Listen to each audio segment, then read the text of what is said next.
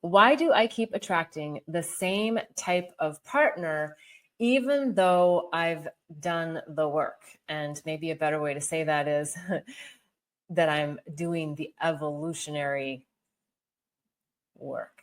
I think it's the word work that always feels so dragging, doesn't it? It feels so heavy. It feels, we're doing the work. And we are technically doing the work, but it is more about the evolution of ourselves and our consciousness. So when we're attracting the same type of partner, it's simply suggesting that we are still in a pattern or a program that is up for review, up for oftentimes dismantling.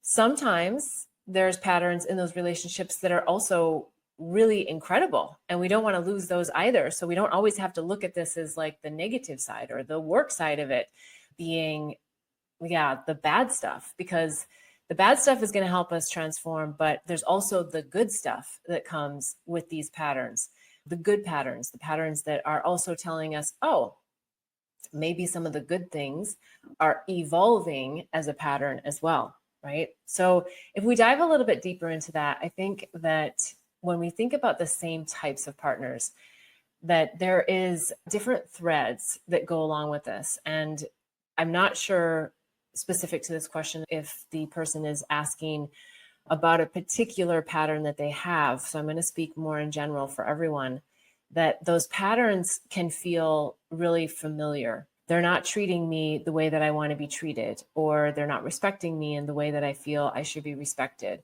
or they're emotionally unavailable when I want someone who's really available, or they have a lot of unresolved trauma. And so we're going to talk a lot about this in some of the other questions, I think, too, because they all have a theme to them about this mirror effect. And it's so easy. I know even for myself, it's so easy to say, oh, it's them. And this can come in romantic relationships, but also in friendships, also in strangers. Like we can see a pattern coming at us with strangers. And so that's a place that we want to say, this doesn't feel great. And I want to change this. I want to see the pattern change. I think what's coming to say is that it's always a part of yourself. So it may not be something that you demonstrate or that you feel is really you. It may be a part of yourself.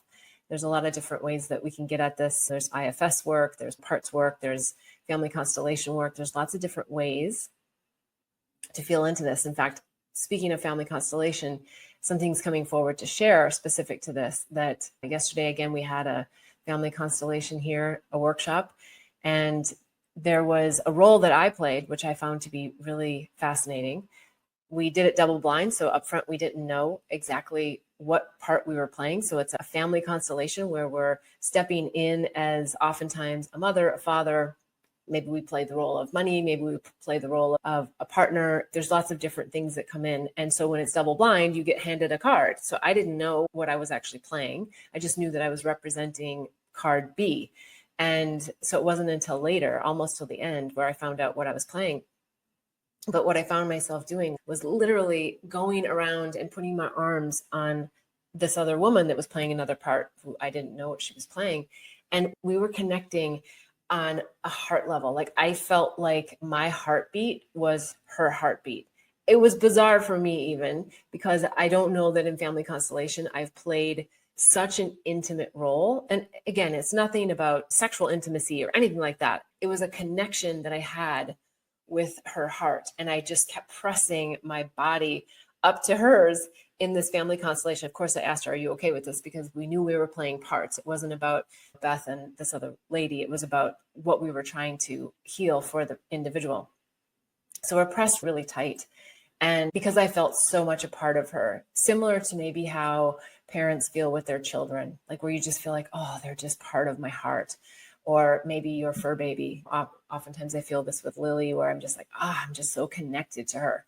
So it was that deep feeling of connectedness, of being in that oneness. And then later in the constellation, what I learned is that I was playing the fear of loss. Yeah, the fear of loss.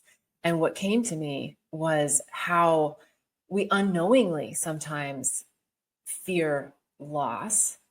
And yet it's that what the bigger picture of it was, not specific to this person's constellation, but like the bigger picture was that feeling of being separate from source, the ultimately feeling separate from oneness, from all that is, that gives us this fear in our hearts that we can actually lose that we can lose that connection. Yes, we can lose loved ones, whether it's through death, through breakups, through just disagreements, like whatever it is that we're losing them, but that we can always keep the beautiful bond that we have with them. And because it's ultimately our bond with source. And I don't mean bond in a negative way, bond in a loving way. Thank you for showing me, gosh, that feeling of being so connected with you, that person, and or that fur baby. And thank you for the reminder that connection is just a mirror and a reflection of what being so connected to source energy can feel. And so lots of things happened in that family constellation, lots of things that they were trying to do to separate us. And I was like, no, this is like really part of this other person. And eventually there was, without getting into all the details, there was things that happened that started to shift the energy. And then that fear of loss was coming out of that person's heart.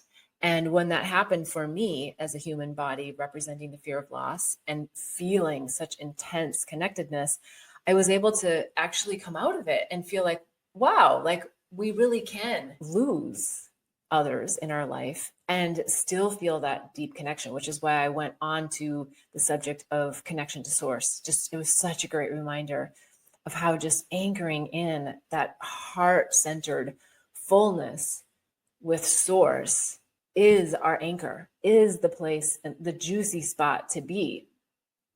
And so I know I went a little bit farther on this about attracting the same type of partner, but I think ultimately I don't want to say easy button, but I know it's not easy in this earth plane reality, that we are just attracting all of these partners and programs so that we can work through whatever it is within ourselves, whatever we've had happen to us in this lifetime, whatever it is we've had happen to us in previous lifetimes, the good, the bad, and the ugly, that we're just clearing and observing and integrating. Clearing, observing, and integrating. And that's the beautiful place that relationships play a role for us to do that. Because if we were just by ourselves, right, then if we didn't have any friends, we didn't have any family, we didn't have any romantic partners, we didn't have any dogs, we'd just be sitting here by ourselves. And we wouldn't be able to have a human experience because we wouldn't have a reflection from others as to, where our consciousness is, where our hearts are.